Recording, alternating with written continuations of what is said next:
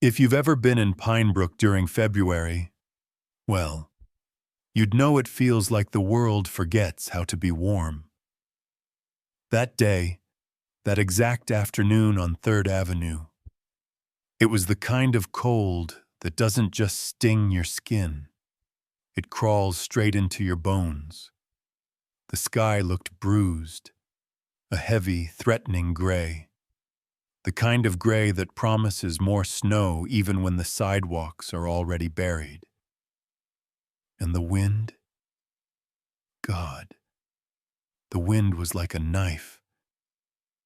Thin, sharp, mean. And right there, right on the corner where the old bakery used to be, that's where he was. Ranger. A German shepherd that once stood tall, proud, the kind of dog you'd trust with your life. But now he looked like someone had drained every last piece of strength out of him.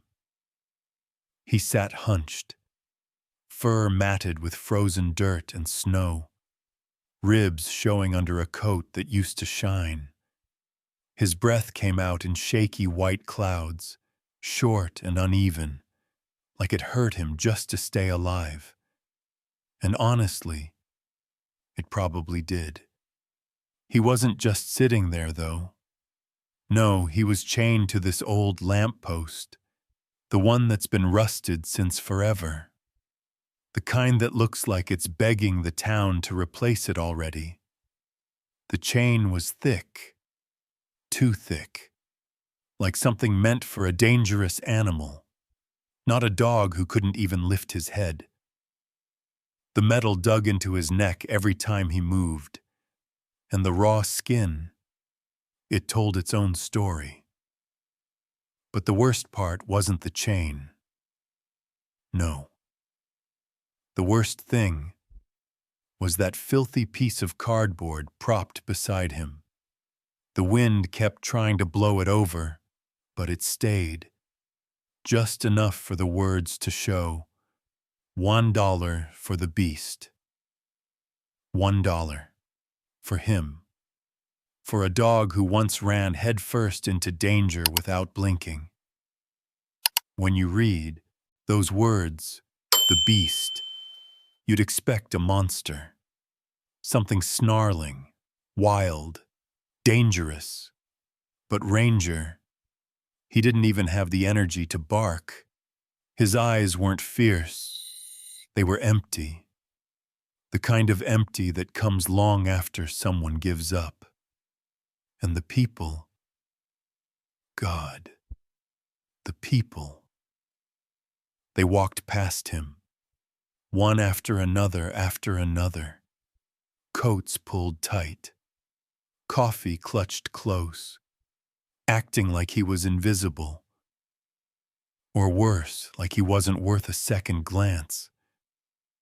Ranger didn't look up, not at the kids who pointed, not at the teenagers who laughed nervously, not at the woman who whispered "poor thing" without stopping. He just stared at the snow, at the ground, at nothing. Every few minutes the wind whipped harder, and his body flinched. That involuntary jerk, yeah, that one, told a story nobody in Pine Brook wanted to hear. A story of someone hurt so many times, he didn't fight back anymore. The snow kept falling harder, landing on Ranger's back until he turned into something like a frozen statue. But he didn't shake it off, didn't curl up, didn't move. And look, I'm not saying I could hear his thoughts, but if I had to guess, he was waiting for something or someone. Maybe hope, maybe an ending, maybe both. Then there was this moment. right when the wind picked up again. Ranger's ears twitched. Just a tiny flick. A memory of a sound from a past life.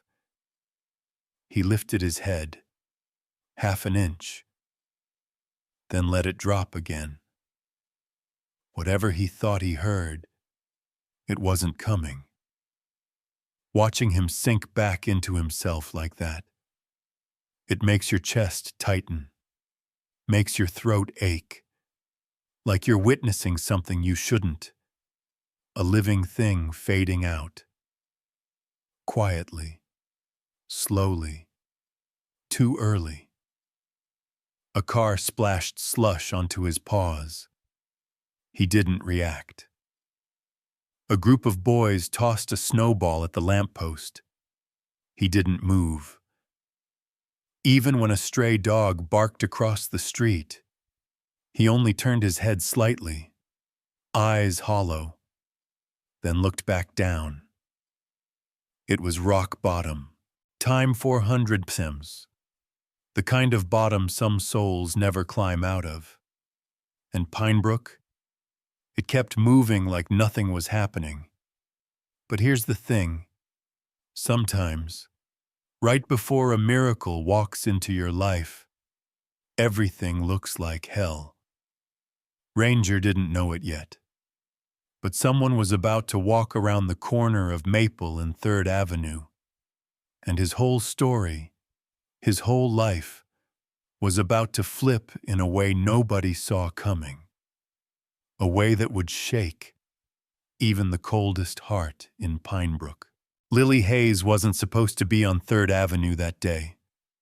Daniel, her dad, had picked her up early from school because the district sent one of those snow advisory texts that make parents freak out a little. So they were just walking, taking the long way home, talking about hot chocolate, her spelling test, and how she thought her teacher secretly hated math as much as she did. Just normal father-daughter stuff. And then, it happened. They turned the corner.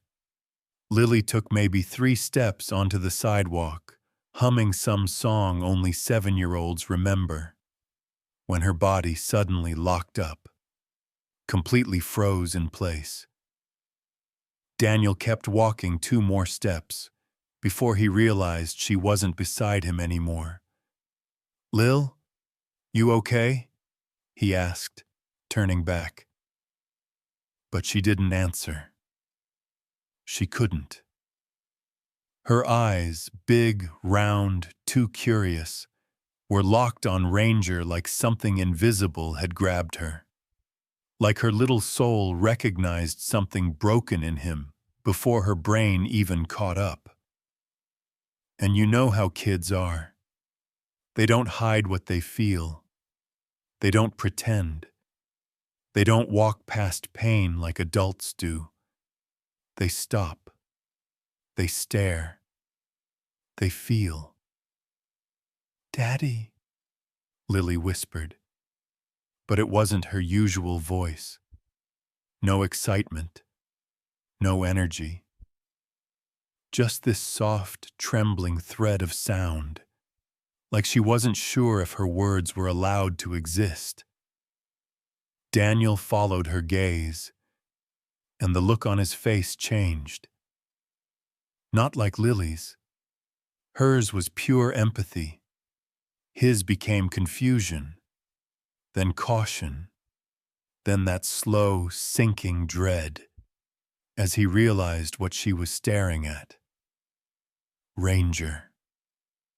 But Lily didn't know who Ranger was. She didn't know his history, his training, the medals, the lives he'd saved.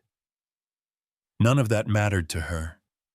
All she saw was a dog shaking so hard the chain rattled against the post.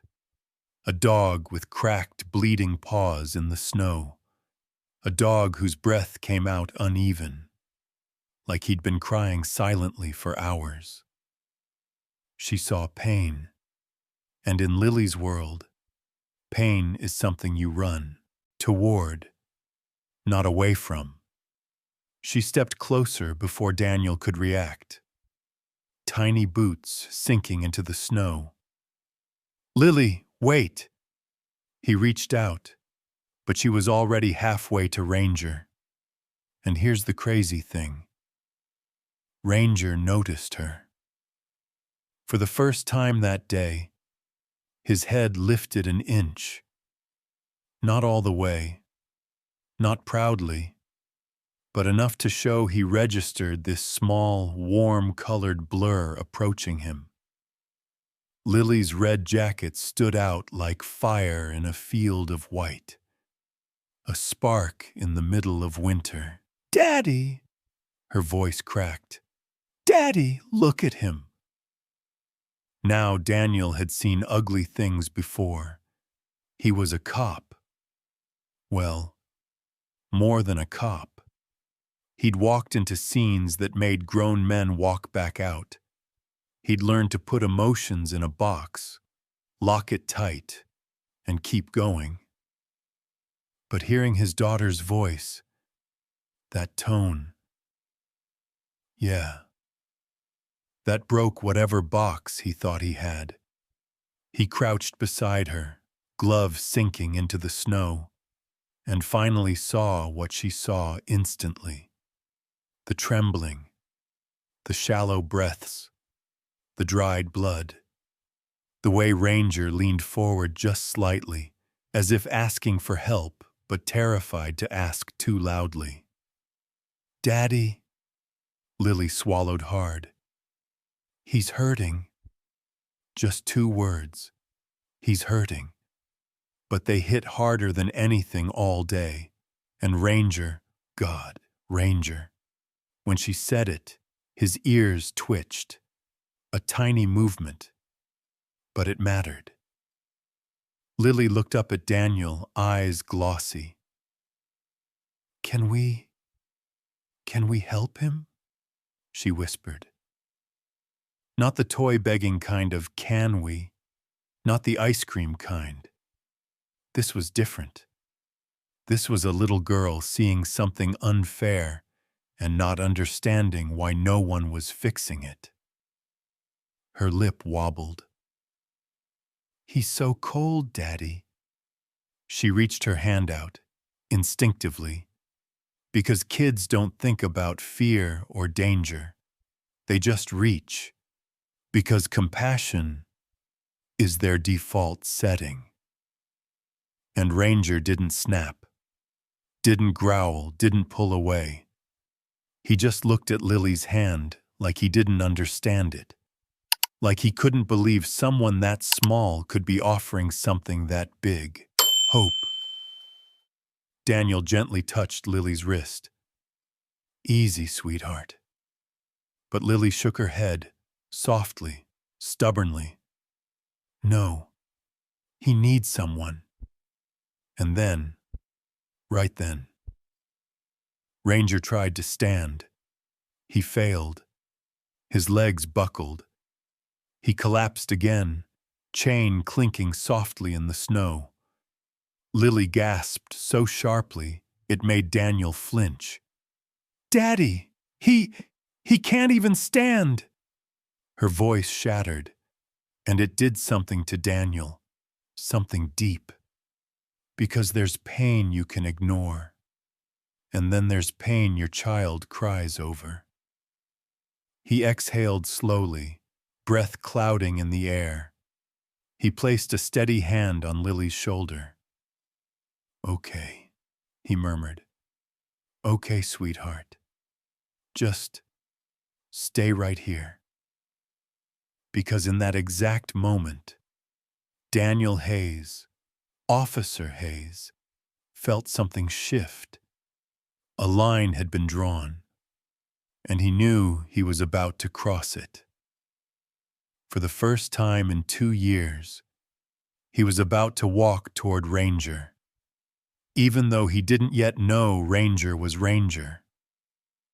But Lily, Lily had already seen what no one else did.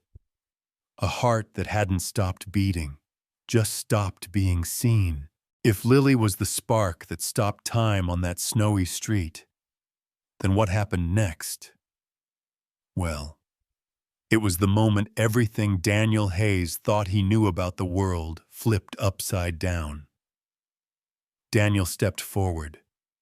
Not too fast, not too slow, just cautious. The kind of cautious someone uses when they aren't sure what they're walking toward. He'd seen abandoned animals before. Strays, mistreatment, neglect. But something about this dog, something drew him in like gravity. "Easy, buddy," Daniel murmured, almost automatically. And the second those words left his mouth, Ranger lifted his head. It wasn't fast. It wasn't dramatic.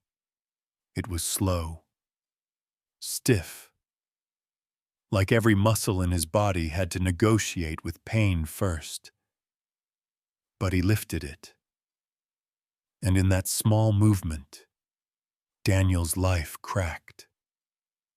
Because the moment Ranger's eyes met his, Daniel forgot how to breathe. Literally. His chest just paused. Deep brown eyes. Warm. Intelligent. Steady. Even under all that hurt. Even through exhaustion. Even with fear frozen inside them like frost on glass. They were familiar. Not, "I've seen that dog around town" familiar. No. Familiar like waking up from a nightmare and realizing the nightmare wasn't over. "Wait," Daniel whispered. "Hold on. No way." His heart stumbled. His stomach twisted. His throat tightened. Because he wasn't looking at any dog. He was looking into eyes he had trusted with his life. Eyes he had stared into during long patrol nights, raids, dangerous takedowns, or in the K9 truck with takeout containers thrown everywhere. And that wasn't all. As Ranger shifted, a patch of fur behind his ear moved just enough to reveal it. A scar. A small half-moon scar. Left side, right at the base of the ear. Daniel's knees almost gave out. "Jesus," he breathed. No, this can't be real." But he already knew he did. Denial was just fighting for its last breath. He reached a gloved hand out, slowly, hovering inches from Ranger's face.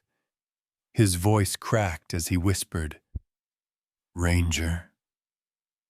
Ranger's ears twitched. Not dramatically, not like a movie.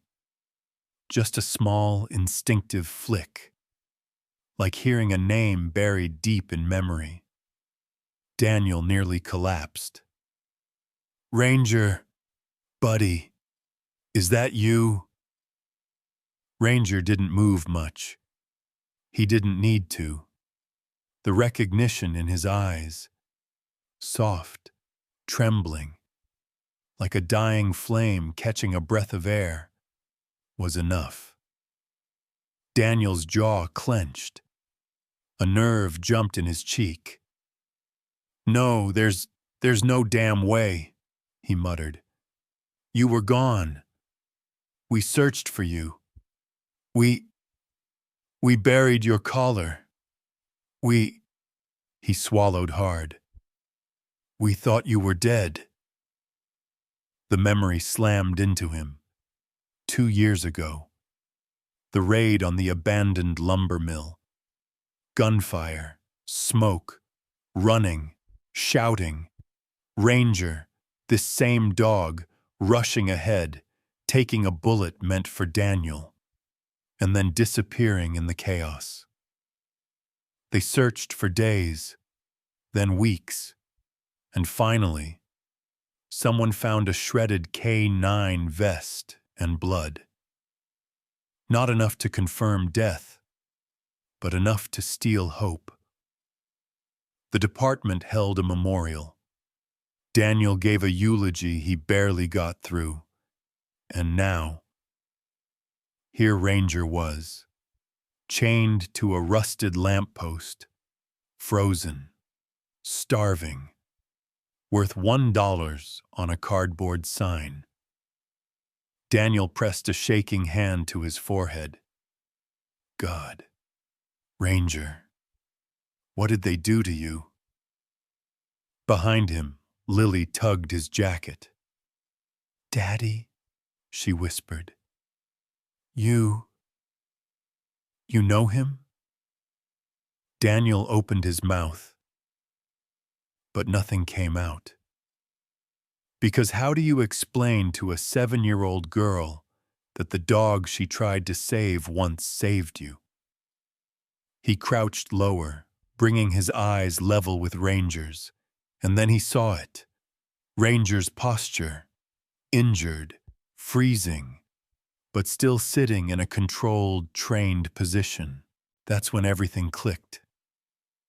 Daniel Hayes, tough, steady, calm under fire Daniel, felt something inside him snap. His voice softened into a broken whisper, more prayer than statement. It is you. Ranger's tail lifted, just barely, a soft thump against the snow.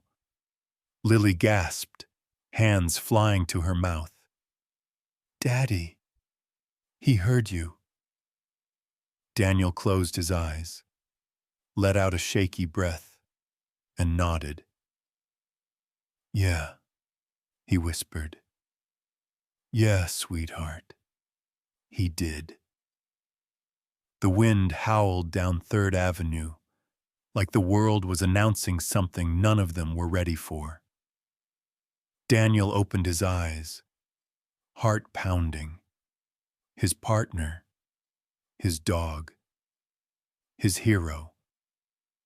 Not dead, not lost, not gone, just broken, and waiting for him.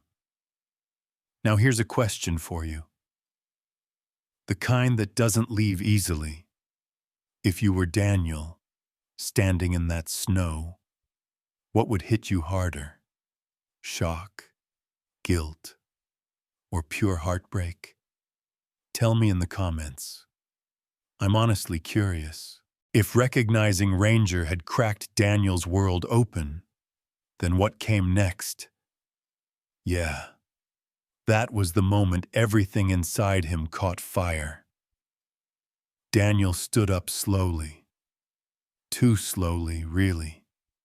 Not because he couldn't move faster, but because if he did, he wasn't sure what he'd do. His hands shook inside his gloves, not from the cold, but from something hotter. Anger. Real. Bone deep. Soldier-level anger. And that anger needed a target. It didn't have to look far. Just a few feet away, leaning against the brick wall of an old shoe repair shop, like he owned the entire damn block, was Harper. Harper, mid-30s, wearing a stained brown jacket long overdue for a wash. Boots scuffed, cigarette dangling lazily from 2 fingers, and eyes, half-lidded, bored, irritated, like existing was a chore for him. Daniel stared at him for a long second, breathing slow, trying, failing, to keep the wildfire in his chest from detonating. And Lily. She shuffled behind Daniel, suddenly shy, suddenly scared. Not of Ranger, but of the man leaning there with that dripping, don't care attitude. Daniel took one deliberate step toward Harper. "Hey," he said. The voice wasn't loud, but beneath it, steel and fire. Harper barely tilted his head. "What?" Daniel nodded toward Ranger. "Is this your dog?" Harper exhaled smoke, rolled his eyes, and gave the laziest shrug Daniel had ever seen. "Not anymore," he said. "Thing's useless." Useless. That was the word that slammed itself straight into Daniel's spine. He blinked once, twice, then inhaled, slow, sharp, like he was trying to breathe around a hurricane. "Useless," Daniel echoed softly. But there was nothing soft left in him. Harper flicked ash onto the snow near Ranger's paws. Daniel's vision blurred, not from tears, but from the kind of rage that makes the world tilt sideways. He stepped closer, boots crunching over ice like gunshots. "Let me get this straight," Daniel said, voice low. "You chained him out here, in the cold, barely able to stand, with that sign." Harper glanced lazily at the cardboard. "Yeah, well, someone might have wanted him for parts or whatever." "Parts?" Daniel froze. Harper shrugged again. "Or security, I don't know. Doesn't matter. He eats too much. Doesn't listen." "God, relax, man. He's just a dog." Just a dog. And that snapped the final thread holding Daniel together. Because Ranger wasn't just a dog. He wasn't just a K9. He wasn't just a partner. He was the dog who saved Daniel's life when a bullet was aimed at his chest. He was the dog who dragged a drowning teenager from a river, who found a missing toddler in the Rockies after 17 freezing hours.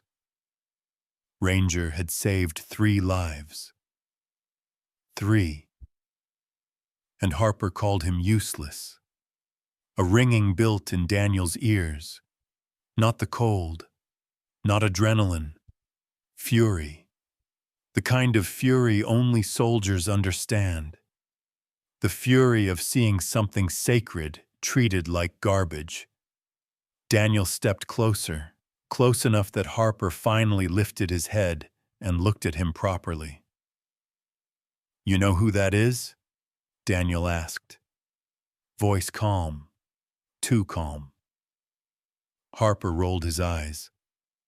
"Some stray? Some mutt someone didn't want?"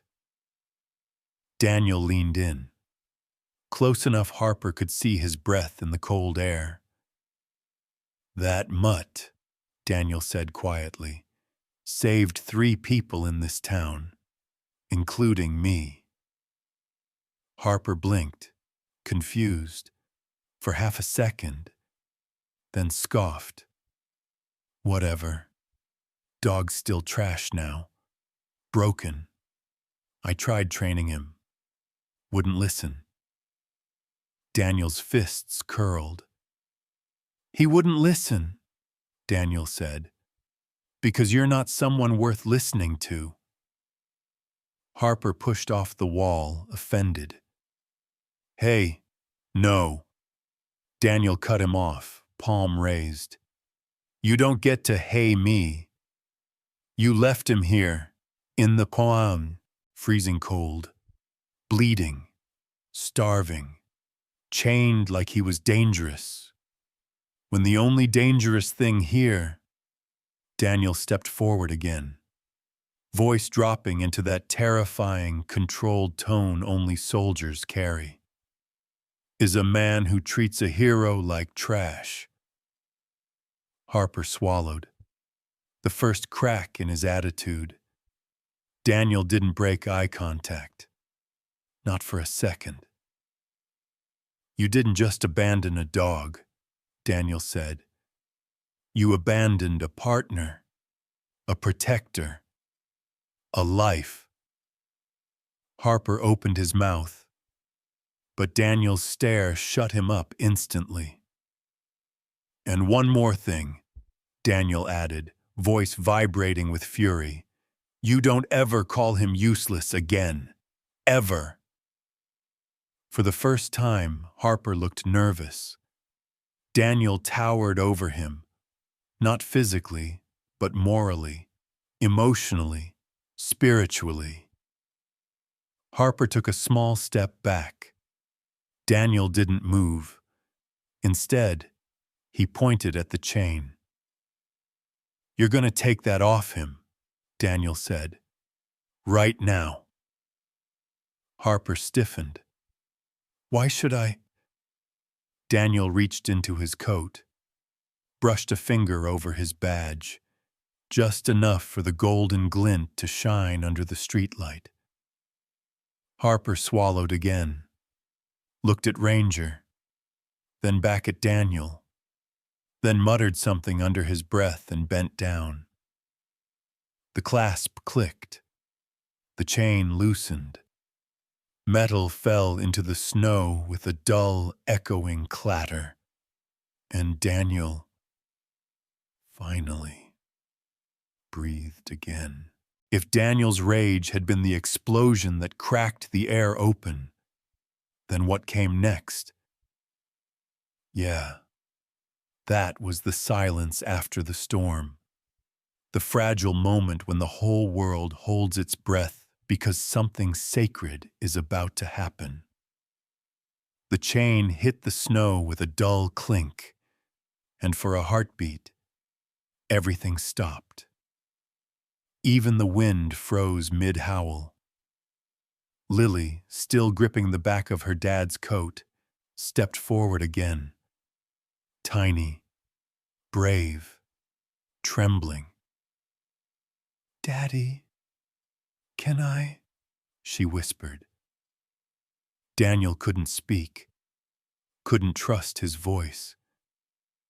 He just nodded, tight, emotional, raw, because every word he wanted to say got stuck somewhere between his chest and his throat. Lily took that as permission. She walked toward Ranger, each small step sinking softly into the snow, but somehow sounding louder than Harper's cigarette or the passing cars or Daniel's pounding heartbeat. Ranger watched her.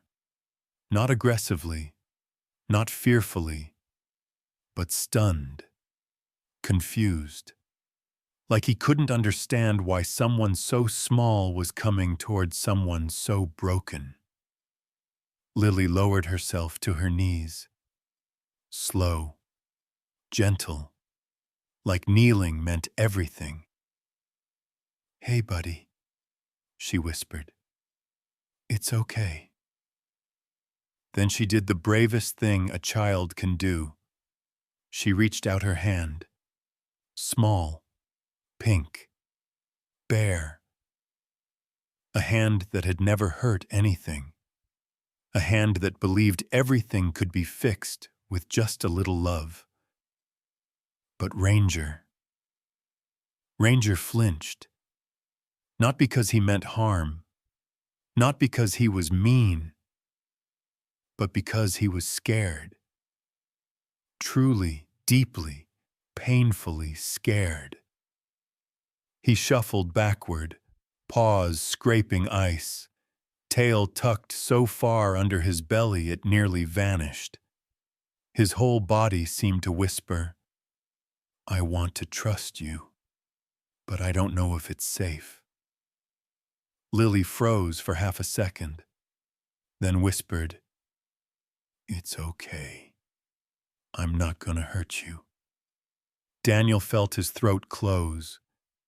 Hearing his daughter speak like that, so gentle, so honest, to a dog who didn't even know how to hope anymore. It was too much. Ranger's breathing sped up, little clouds puffing faster, sharper, eyes darting between Lily and Daniel, trying to decide if this was another trick, another lie, another hurt hiding behind kindness. Lily didn't move her hand, not even a millimeter. She just left it there, hanging in the cold air, offering warmth in a world that had offered Ranger none. "Buddy," she whispered, voice cracking, "you don't have to be scared." Something shifted in Ranger's expression. Slow, subtle, but real. His ears twitched. His shoulders softened a fraction. His trembling eased, just enough for Daniel to notice. Then Ranger did something that made Daniel step forward without even realizing. He tried. His paw slid forward, shaky, unsure. He paused, lifted his head, took another small step, like someone trying to walk through broken glass. Lily's breath hitched, but she didn't pull back. "You're doing so good," she murmured. Another step, and another. Ranger was fighting every instinct, every memory telling him hands meant pain, humans meant danger. Hope wasn't for dogs like him. And then, his nose touched her palm, just barely. A soft, cold, trembling press of his muzzle into her tiny hand. But that was enough. God. It was more than enough. Lily gasped, a tiny, breathy sound, and her whole face lit up like someone had turned on a Christmas tree inside her. Daniel's knees nearly buckled. Ranger closed his eyes, just for a second, leaning the smallest bit into her touch, testing it, questioning it, and finally, choosing to believe it. His tail moved, not a wag, not yet. Just the faintest thump against the snow, a heartbeat of hope. And that's when it happened. That goosebumps moment you can't fake. The dead light in Ranger's eyes. The dull, resigned emptiness. It flickered. Just a spark. Tiny. Fragile. But real. Daniel pressed a hand over his mouth because tears rushed up so fast he wasn't ready for them. Lily stroked Ranger's muzzle. Soft. Careful.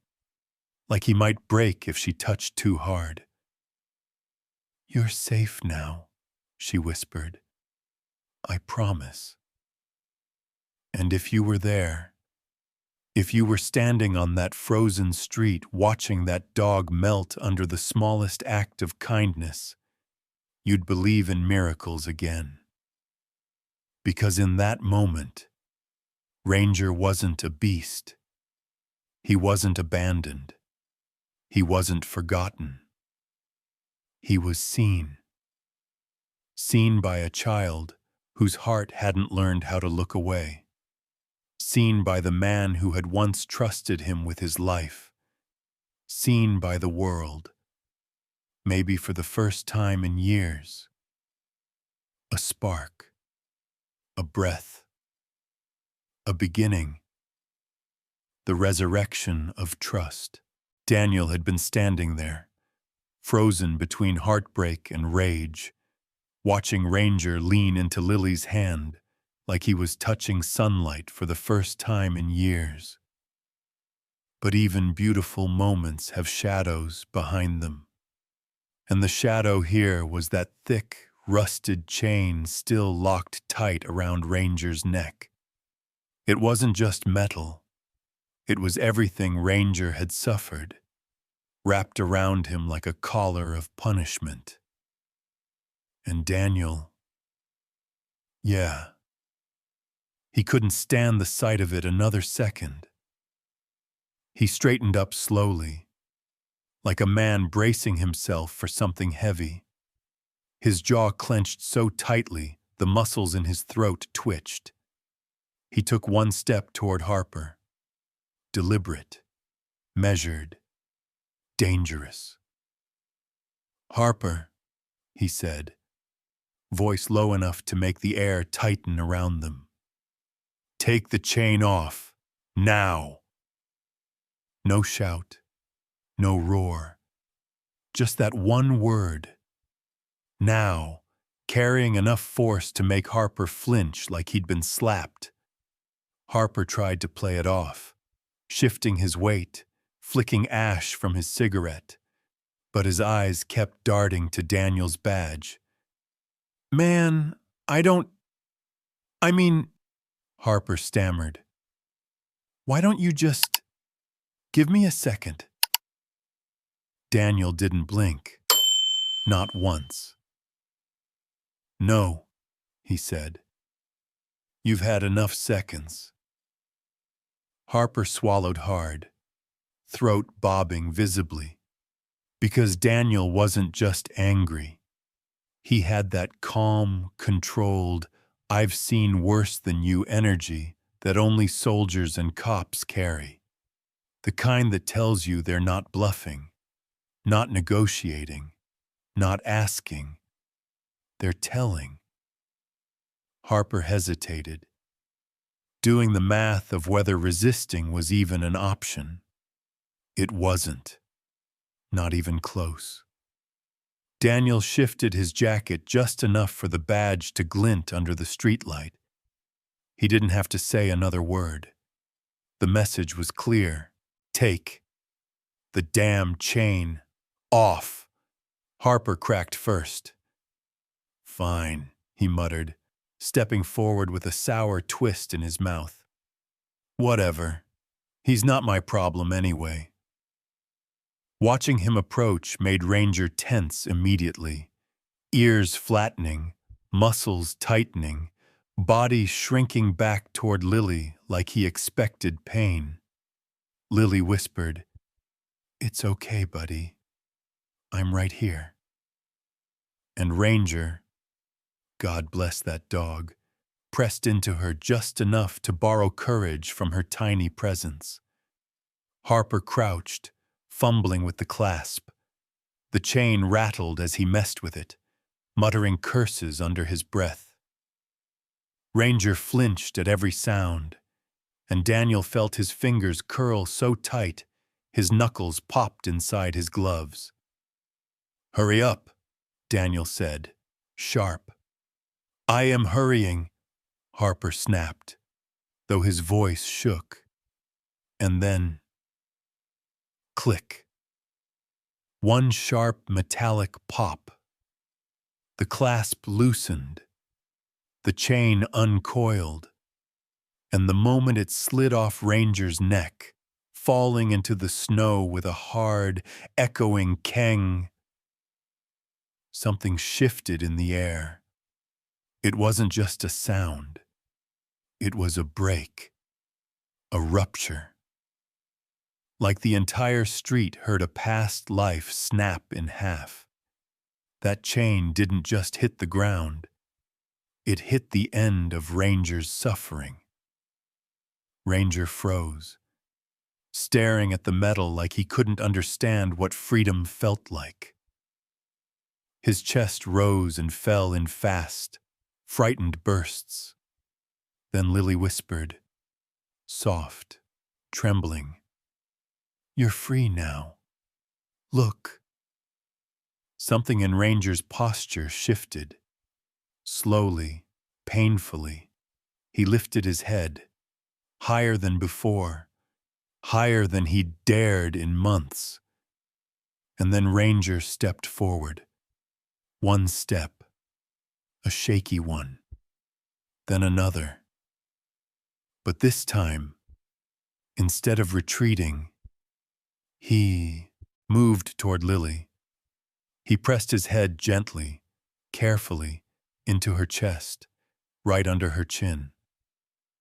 Lily let out a soft, broken laugh sob and wrapped her arms around him like she'd just found treasure buried in the snow. "Oh my gosh," she whispered. "Oh my gosh, buddy. You're okay. You're okay." Ranger trembled all over, not from fear this time, but from emotional overload. Relief hitting him too fast to contain. His tail thumped. Once, twice, then faster. Daniel exhaled, long, shaky, like someone finally letting go of a nightmare. Because for the first time since he'd found Ranger on that frozen corner, the dog looked alive. Harper muttered, "Yeah, whatever," and stepped back. But nobody cared about him anymore.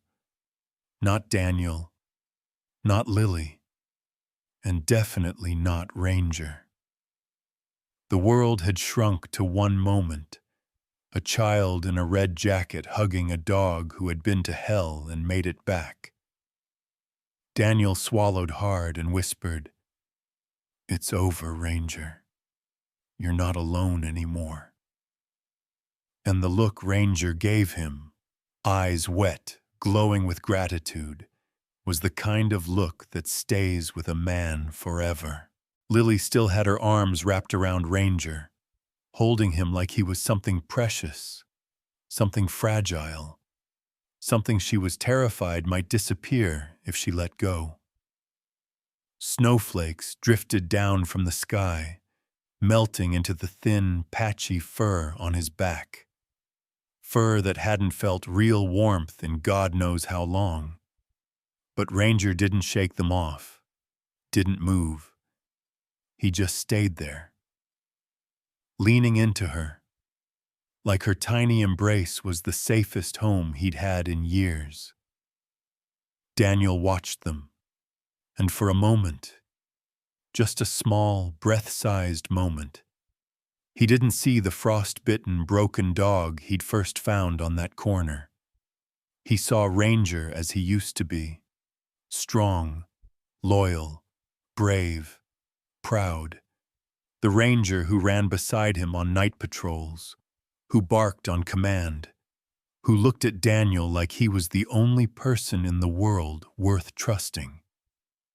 Except now, Ranger was looking at Lily that way, and that did something to Daniel.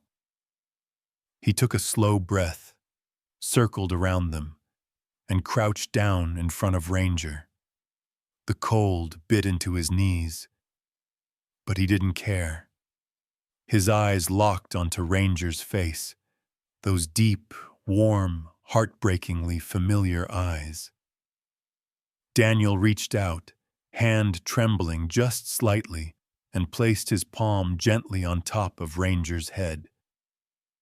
Ranger closed his eyes instantly, not from fear, not from flinching, but from relief, pure, overwhelming relief, as if that one touch told him, "You're safe. You're seen. You're home." Daniel swallowed hard, voice coming out rough, low, cracked. "You're coming home, buddy." Something in Ranger's breathing shifted, like the words melted into him, thawing the coldest places inside. His tail nudged the snow, slow but steady. Lily looked up at her dad, eyes huge, shining. "Really, Daddy? He gets to come with us?" Daniel smiled, not the usual dad smile, but one smaller, softer, the kind that carries every memory you thought you'd lost. Yeah, he whispered. Yeah, sweetheart. He's ours now. The words hit Lily so hard she squeezed Ranger even tighter. Did you hear that? She giggled through sniffles. You get to come home with us. And I swear, if dogs could cry, Ranger would have been crying.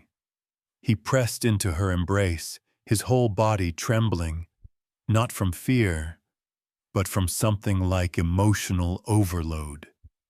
Relief hitting him like a wave he wasn't ready for. His tail thumped again and again. Faster this time. People on the street, who'd been pretending not to stare, finally stopped and watched openly. A couple walking their dog slowed to a halt. An older man near the bus stop wiped his eyes discreetly. Even a teenager filming lowered his phone when Ranger nuzzled Lily's shoulder, shaking far too hard to hide his emotion. Because Pinebrook had never seen anything like this. Not a rescue, not a reunion, not a random act of kindness. This was something else, something bigger. This was a family forming itself right there on a snowy sidewalk. Daniel scooted closer, gently releasing Lily's arms so Ranger could sit up.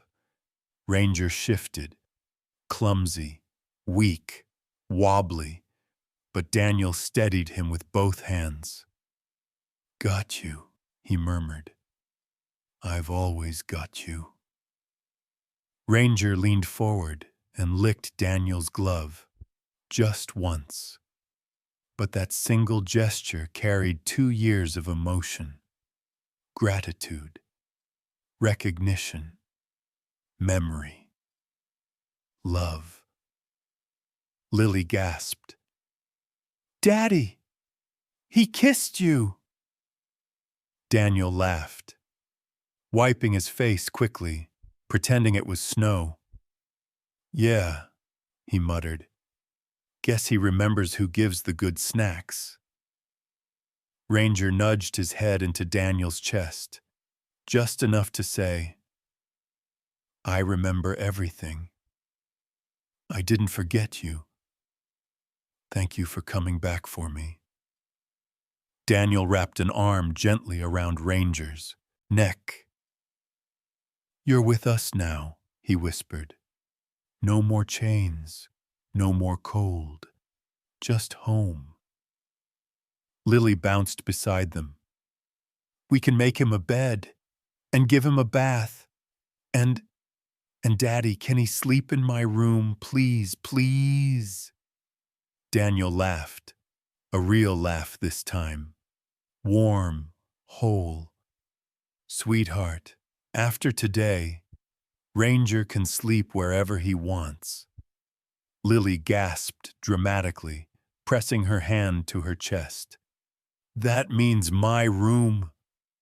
Ranger tilted his head and bumped her shoulder, tail twitching again. And that tiny moment, those small, tender gestures, brought something into the air Pinebrook hadn't felt in years. Hope. Raw, honest hope. The kind that makes strangers cry. The kind that softens hard men. The kind that makes a lost dog believe in home again. And as Daniel stood up, resting a hand on Ranger's back while Lily held on to his collar, anyone watching could see it. A family wasn't something you were born into. It was something you found, something you built, something you chose.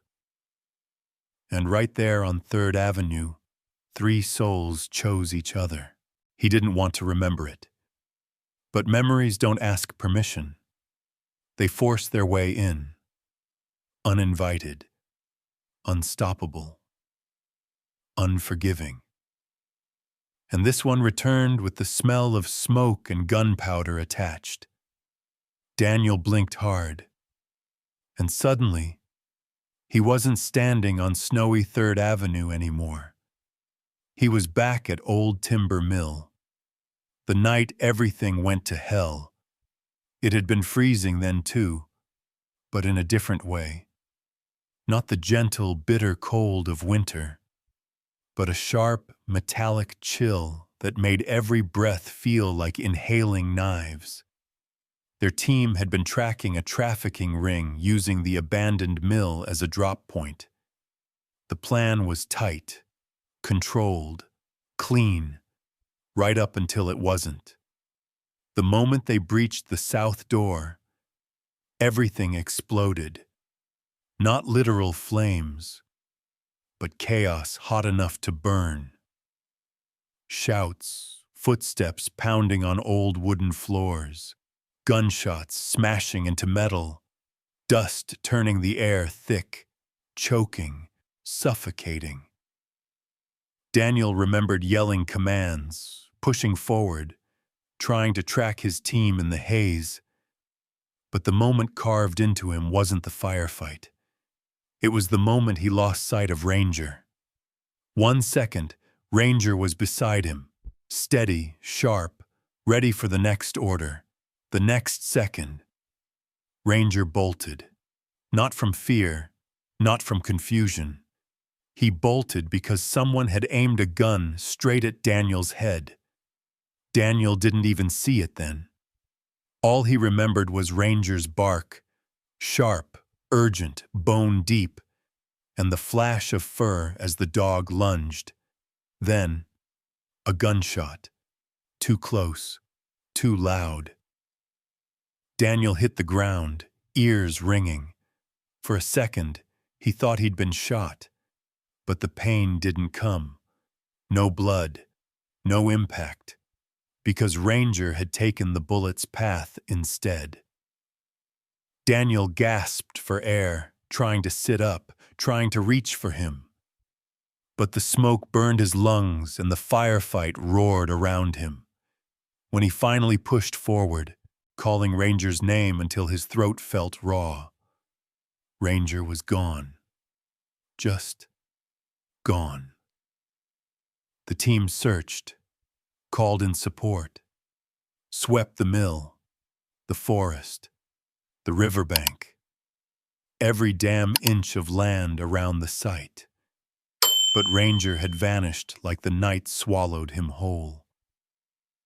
For days, Daniel refused to stop searching. For weeks, he refused to stop hoping. Then they found it. Ranger's shredded K9 vest near the ravine, torn open, blood-soaked. Enough blood to terrify everyone. Not enough to confirm anything. Hope became a cruel thing to hold. Eventually, someone at the precinct said the words nobody wanted to say. We need to prepare a memorial. Daniel remembered standing there, unable to speak. Because what do you say when your partner, your friend, the one who saved your life, is gone and you never got to save him back? The ceremony was small, quiet, heavy. Daniel placed Ranger's K9 badge on a folded flag, the same kind given to fallen officers.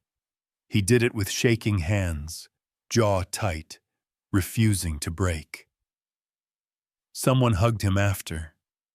He didn't remember who, didn't care. Nothing touched the hollow ache in his chest. For 2 years he lived with that ache, learned to function around it, let it fade just enough to breathe again. But Ranger hadn't died. He'd been dragged out of that mill by men who didn't care about badges or loyalty or sacrifice. Men who saw only money, opportunity. They beat him, starved him, worked him until his body gave out. And when he got too weak, too injured, Too broken to obey? They dumped him at the edge of Pine Brook's junk lot, barely conscious, skeletal, clinging to life. That's when Harper found him. Not out of care, not out of compassion, but because Ranger still looked imposing enough to be useful. But Ranger didn't respond to cruelty, to yelling, to kicks or threats.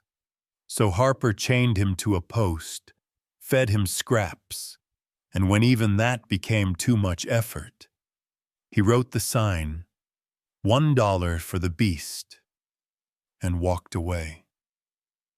Daniel's vision blurred as the truth finally clicked together.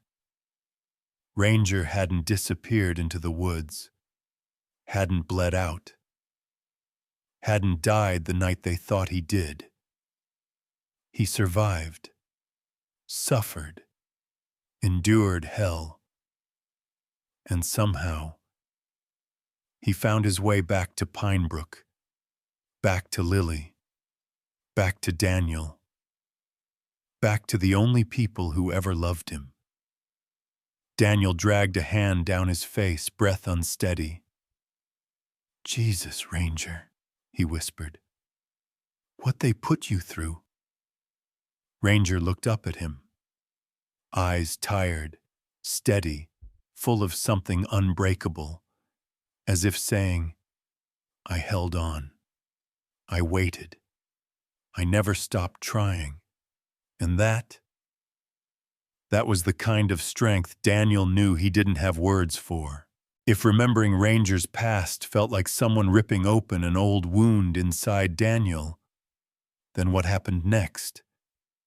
Yeah, that was the moment that pain sharpened, hardened, turned into something cold and deliberate.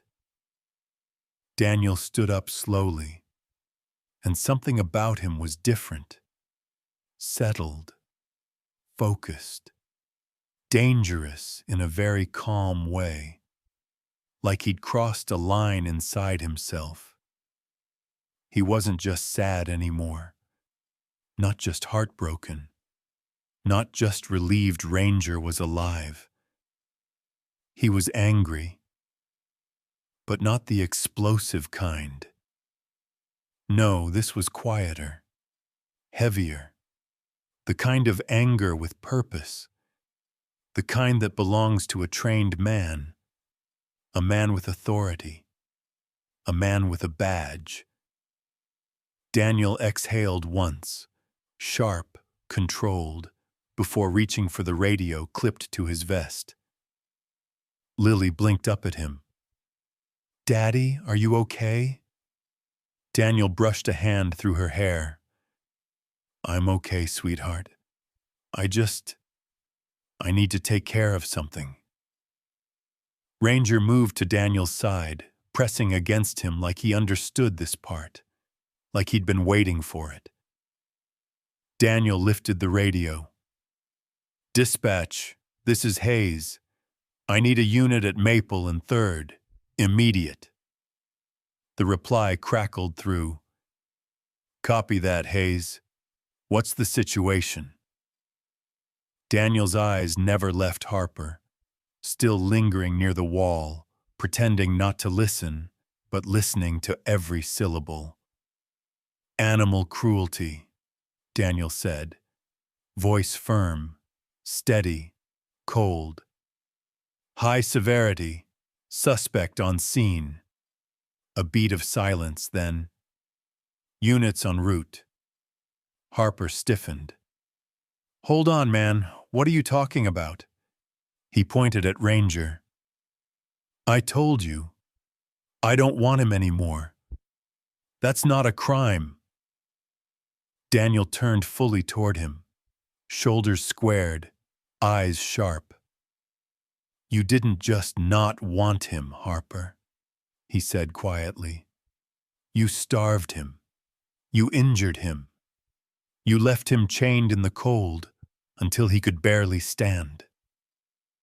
Harper scoffed, but his voice wavered. "It's a dog. Daniel stepped closer. No, it's a living being. Harper backed up half a step. You can't prove anything. Daniel's eyebrow lifted. You're right, he said. I probably can't prove everything. Then he pointed at the chain half buried in the snow. But I can prove enough. Harper looked at the chain, then at Ranger, then at Daniel. You're overreacting. Daniel didn't blink. Not once. Someone once told me, he said softly, that the way a man treats something weaker than him tells you everything you need to know. Harper rolled his eyes. Jesus, dude, spare me the... He stopped, because two Pinebrook squad cars turned the corner. Lights off, engines low, snow crunching under their tires. Officers Ramirez and Collins stepped out, eyes taking in everything. Ranger's thin frame, the chain, the sign, Harper's posture. Ramirez approached first. You called it? Daniel nodded. Yeah. Collins glanced at Ranger and swore under his breath. Hell, Hayes. This is bad. Yeah, Daniel said, teeth clenched. It is. Harper threw his hands up. Hey, I didn't hurt nobody. It's just a dog. I didn't... Collins cut him off. Sir, step away from the wall. What? Why? Ramirez answered calmly. Because you're under arrest. Harper froze. For what? Daniel spoke first, voice steady, final. For cruelty to an animal. For abandonment. For neglect. For every damn second he suffered while you did nothing. Collins stepped forward. Turn around. Hands behind your back. Harper sputtered. This is insane. That dog was useless. The wrong thing to say. Ranger didn't growl. He didn't need to. His ears pinned back, posture tightening just enough to make Harper stumble backward before the cuffs snapped shut. Ramirez led him toward the cruiser. You can explain it at the station. People on the sidewalk began to gather, watching, whispering, recording. Not one person looked sympathetic. And when Collins closed the cruiser door behind Harper, someone clapped. Just one woman at first, then another, then more. Within seconds, a small crowd stood on both sides of the street, applauding quietly as Harper was driven away. It wasn't loud, wasn't dramatic, but it was Pinebrook, a town that didn't always get things right. But when it did, it gave everything. Lily tugged Daniel's coat. Daddy, they're cheering. Daniel placed a hand on her shoulder. They're cheering because justice matters, sweetheart. Ranger pressed into Daniel's leg, like he understood that too. The cruiser pulled away. The clapping faded. Snow fell quietly again. And for the first time in 2 years, Daniel felt something he hadn't felt since old timber mill. Control. Closure. Justice. Ranger was safe. And the man who hurt him? Yeah, he wasn't hurting anyone again. If Pinebrook's applause felt like closing the door on Ranger's past, then what happened that night, back at Daniel's house, felt like opening a new one. Not loud, not dramatic, more like a quiet door cracking open after years of being locked. Because healing doesn't always start with a miracle. Sometimes it starts with a hallway and a dog who refuses to leave it. Daniel's house wasn't fancy, just a modest 2-story on Cedar Lane. Creaky steps, flickering porch light, a place that felt lived in.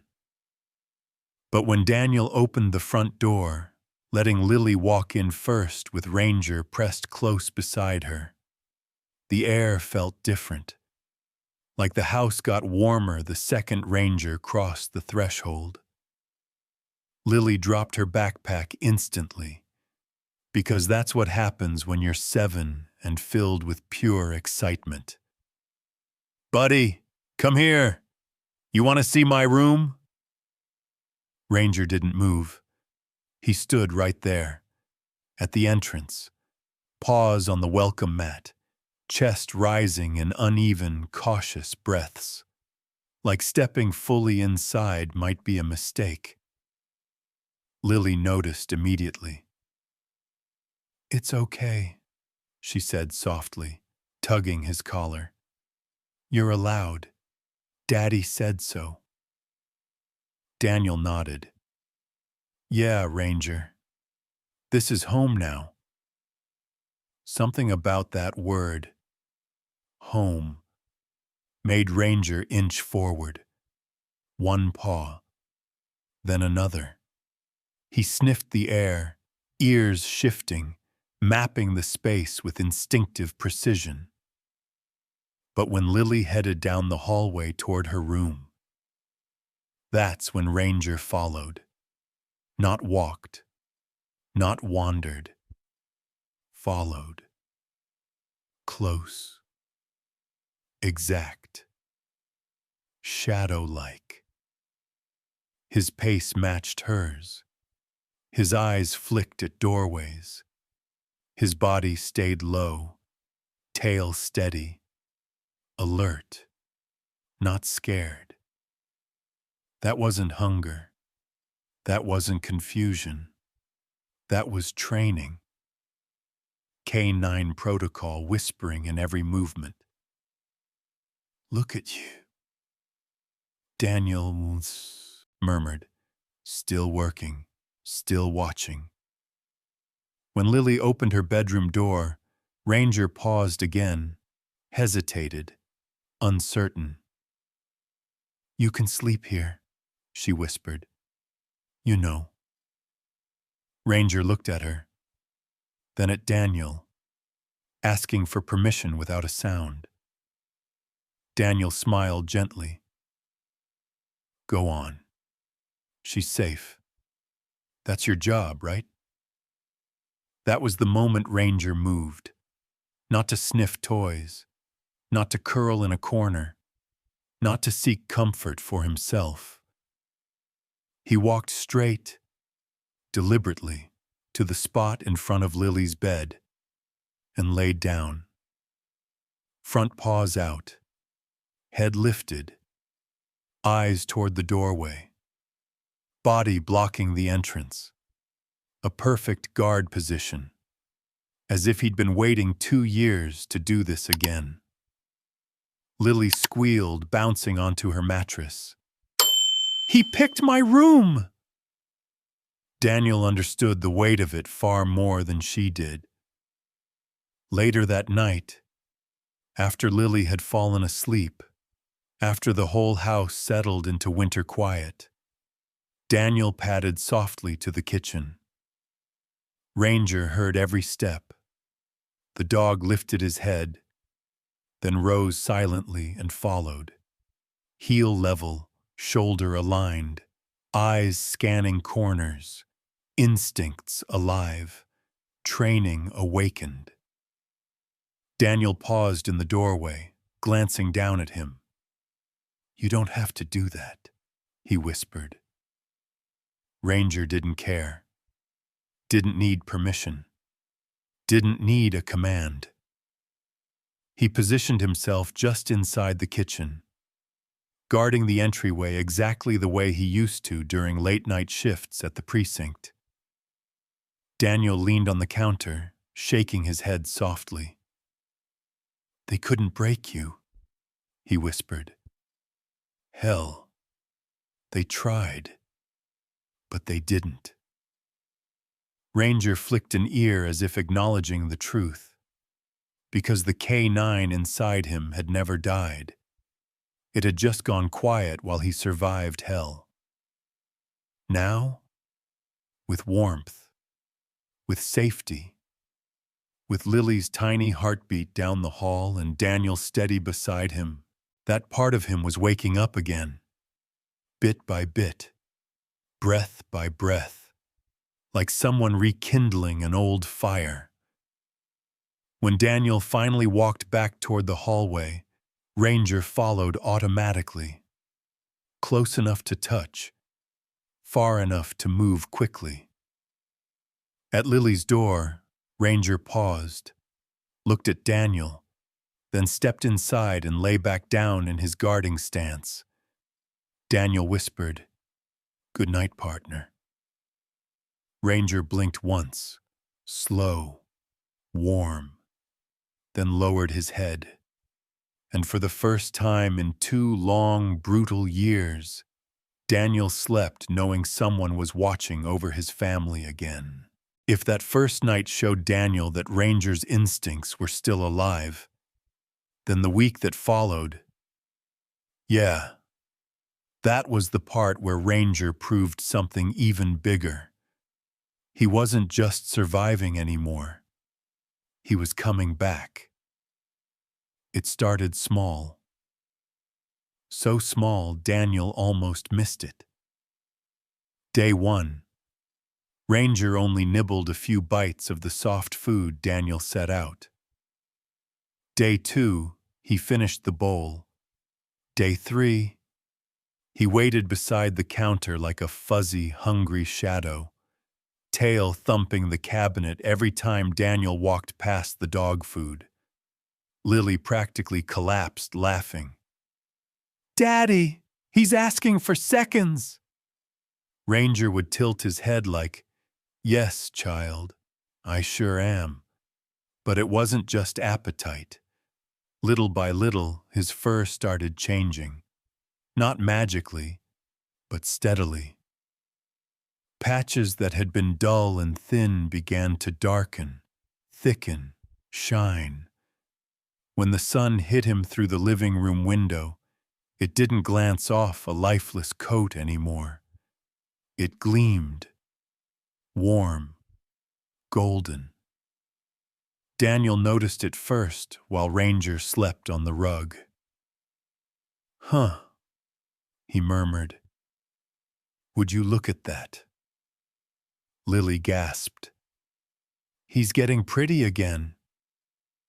Ranger lifted his head, like he understood every word. The wounds healed too, not instantly, not easily, but with warm compresses, ointment, and more care than he'd gotten in 2 whole years. The raw patches faded, the cracked paws toughened, and the stiff steps turned into confident strides. By day 4, he was trotting. By day 5, exploring. And by day 7, he was something else entirely. It was that 7th morning when Daniel finally saw the real transformation. The Hayes' backyard wasn't big. Winter grass, a few stubborn pine trees, a fence that needed repainting. But when Daniel opened the back door, steaming coffee in hand, he froze. Ranger stood in the middle of the yard, not sitting, not pacing, not curled small like something afraid to take up space. Standing, strong, tall, balanced, like he finally remembered what his body was built for. Lily barreled past Daniel, nearly knocking the coffee from his hand. "Buddy, you're outside!" Ranger turned, ears perked, tail lifting, lifting for real, for the first time since Daniel found him. And then, without warning, he ran. Not a limp, not a shaky half-jog, a full, clean, powerful sprint across the yard. Lily screamed with joy. "Look at him go!" Daniel's jaw dropped. "Holy, Lily, do you see?" "Yes," she shouted, spinning in circles. Ranger kicked up snow behind him, muscles rolling smoothly, legs stretching long, paws hitting the ground in perfect rhythm. Not frantic, not wild, intentional, controlled. Canine movement. The kind Daniel had only ever seen during training. The kind bred into champions. The kind he thought Ranger had long lost. Ranger skidded to a stop near the pine tree, turned on a dime, and sprinted again. Even faster this time. Lily cheered, "Buddy, you're a superhero!" And honestly, he looked like one. Daniel stepped into the yard, setting his mug on the railing. "Ranger," he called. Ranger stopped, instantly. Command recognition, discipline, connection. All waking up at once. Daniel's throat tightened. "Come here, boy." Ranger sprinted, snow scattering behind him like white sparks, and sat perfectly straight right at Daniel's feet. Not crooked, not unsure. Perfect. Daniel crouched, running a hand along Ranger's neck, through fur that felt softer, healthier, warmer. "Look at you," he whispered. "Look at what you're turning into again." Ranger licked his cheek once, firm, decisive, like punctuation. Lily jumped onto Daniel's back, laughing. "Daddy!" "Buddy's fast. Did you see him?" Daniel chuckled, holding her legs. "Yeah, sweetheart, I saw. He's something else today." Ranger circled them once, tail swinging high. Joyful. Joy. A word Daniel never thought he'd use for Ranger again. He watched them. Lily chasing him, Ranger pretending to let her win. The backyard echoing with giggles and barking. And the truth hit him like a soft, emotional punch. This wasn't the same dog he'd found chained to a post. This wasn't the starving shadow he'd carried inside. This wasn't the ghost from Old Timber Mill. This was Ranger. Whole. Revived. Reborn. A warrior again. Not because someone forced him. Not because someone trained him. But because someone loved him. Daniel wiped at his eye before Lily could see. "Yeah," he whispered to himself. "You're back, buddy. You're really back." Ranger barked once, loud, confident, proud, as if to say, "I never left. I was just waiting to come home." If the backyard was where Ranger proved he had come back to life, then Pinebrook Station, 1 week later, was where the whole town got to see it for themselves. And honestly, nobody was ready for what that moment would feel like. A light snowfall dusted the streets that morning. The soft kind that looks like powdered sugar drifting over everything it touches. Pinebrook Station sat quiet under the gray sky. But inside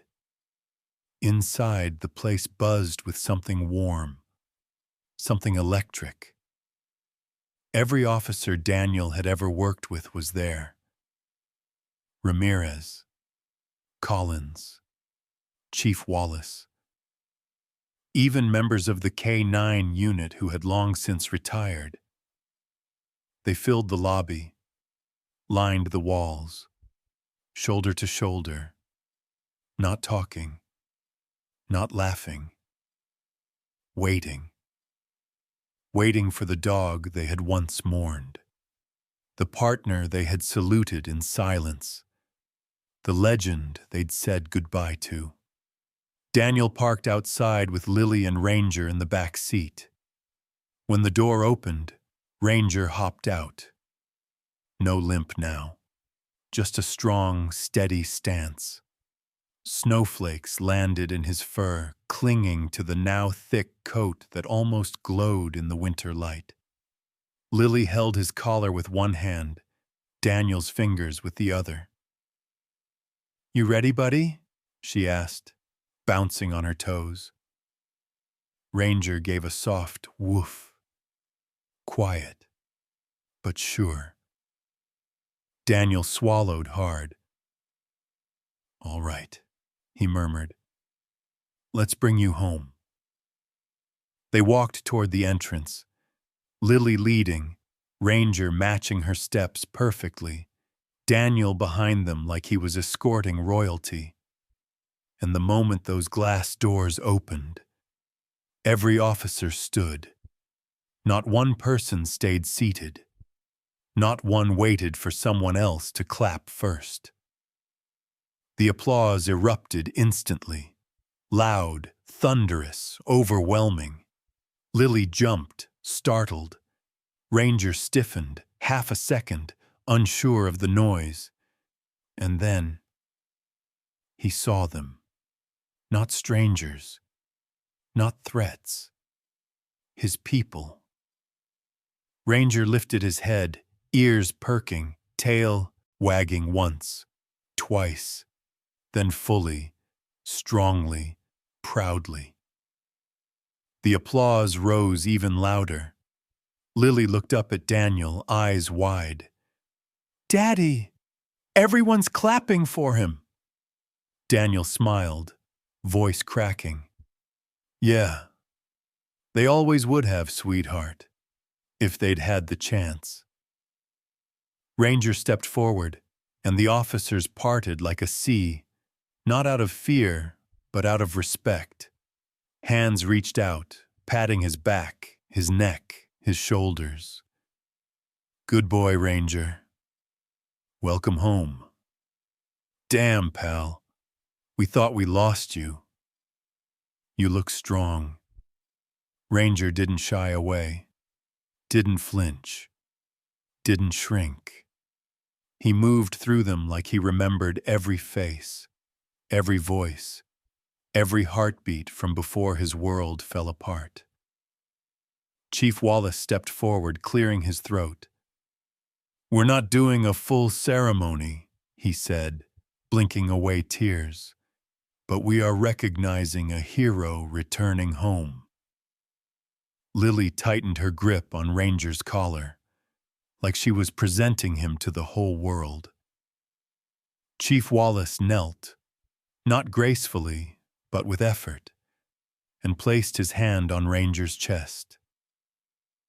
"Officer Ranger Hayes," he said softly, "welcome back to Pine Brook." The room fell quiet. Not stiff quiet, not cold quiet, a reverent quiet, a quiet full of pride. Ranger looked up at Daniel, a single glance packed with everything he didn't have words for. Daniel dropped to one knee beside his daughter and his dog. Snow melted on Ranger's fur, dripping onto the station floor like tiny diamonds. He rested a hand on Ranger's back and whispered to Lily, "You know something, sweetheart?" She blinked. "What?" Daniel pulled a breath. Shaky, thick. "He wasn't saved," he whispered. "Not really." Lily frowned. "What do you mean?" Daniel cupped Ranger's jaw so their faces lined up. "He was found," Daniel said softly. "Found by the one person who could see him when nobody else did." Lily's mouth formed a tiny, breathy "oh." Ranger leaned into her, eyes half closed, tail brushing the floor like he agreed with every word. And in that moment, surrounded by cops who once believed he died, Ranger didn't look like a survivor. He looked like a warrior, a protector, a hero reborn. The applause began again, softer this time, but deeper. A sound like gratitude, like relief, like a welcome home 2 years overdue. Daniel stood, lifting Lily into his arms, while Ranger pressed against his boots. Outside, the snowfall continued, quiet, gentle, almost celebratory.